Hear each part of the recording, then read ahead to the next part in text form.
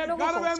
मुकेश जी, सबको फख्र है कि आप गांधी हैं भाई, ठीक है, नहीं आप फख्र कीजिए, फख्र करने की बात है, लेकिन वो गांधी और ये गांधी बड़ा अंतर है। इस बात को आप भी जानते हैं और परखते हैं और दिल की गहराइयों से इस बात को आप मानते भी होंगे। यहाँ कुछ कहना पड़ जाए बात अलग है।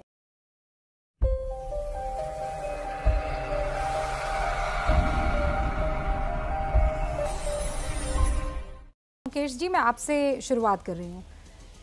किसी को कोई दिक्कत नहीं थी, योग दिवस में सब जो हैं गहरी गहरी सांसें ले रहे थे, आलोम विलोम कर रहे थे।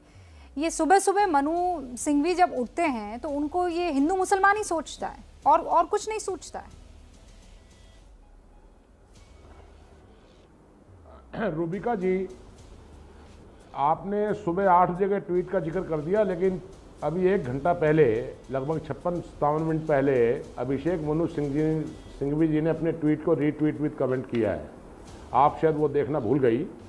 और मैं एक बात स्पष्ट शब्दों में कहना चाहता हूँ कि आज मुझे ताज्जुब है, क्षमा करिएगा, बहुत विद्वान और बहुत देश की जानी मानी एंकर हैं, जर्नलिस्ट हैं, आज देश में एक ट्वीट पर चर्चा हो और देश में बेरोजगारी, भूख, बेकारी, महंगाई, लोग मर रहे हैं, लोगों की हालत खराब है, अर्थव्यवस्था अस्त व्यस्त हुई पड़ी है, उस पर लेकर कोई चर्चा नहीं होगी इस मुल्क के अंदर। और एक छोटे से एक ट्वीट पर इस तरीके से चर्चा कराई जाएगी, और ये कोई नया काम नहीं हो रहा है आज इस मुल्क के अंदर। मैं क्षमा करिएगा, जहां तक सवाल योग का है, योग का सम्मान है, योग पंडित नेहरू जी भी करते थे, ओम का उच्चारण पंडित नेहरू जी भी करते थे।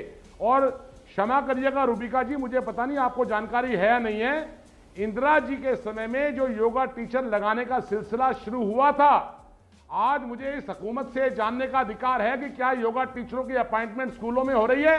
ये योग के प्रति इतने चिंतित हैं? हमारा बड़ा स्पष्ट रूप से मुकेश मैं आ रहा हूँ। हाँ, मैंने सुन लिया और मैंने बहुत इत्मीनान से आपकी सारी बात। आप मुझे एक बात बताइए, ये जितना भी पंडित नेहरू जो आसन किया करते थे, उनकी तस्वीरें दुनिया ने देखी है, मुझे ये बात पता है और आपको मुझे याद दिलाने की जरूरत नहीं है।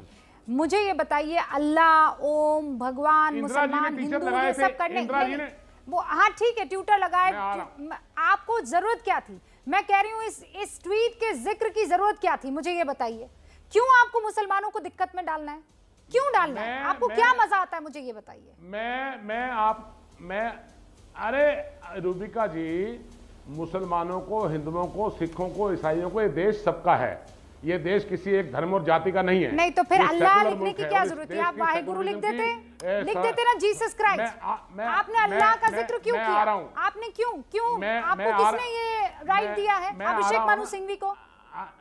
रूबिका जी, अब आप आई। मैंने कहा है कि एक तो आप हमारी पार्टी पर सवाल ना उठाएं, कांग्रेस पर, नंबर 1।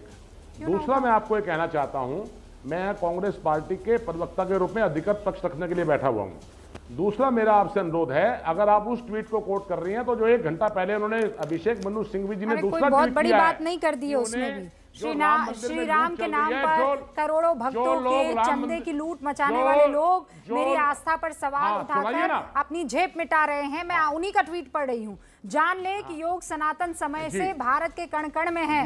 ना तो योग की विद्या को और ना ही मेरी आस्था को किसी धूर्त राष्ट्रवादी के सर्टिफिकेट की जरूरत है। दुष्प्रचार से बचे। ओ प्लीज अभिषेक मनु सिंघवी साहब, कौन सा दुष्प्रचार?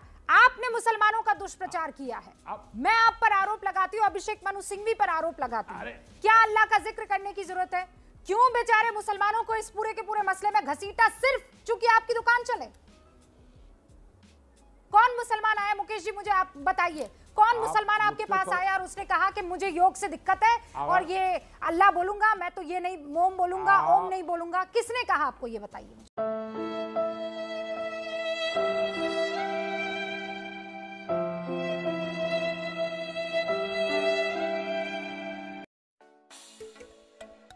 तो दोस्तों, अगर आपने वीडियो यहाँ तक देखी है तो वीडियो जरूर थोड़ी बहुत आपको अच्छी लगी होगी, इसलिए वीडियो को लाइक कर दीजिए, शेयर कर दीजिए। और ऐसे ही वीडियो अगर आप और देखना चाहते हैं तो मेरे चैनल को सब्सक्राइब कर दीजिए। धन्यवाद।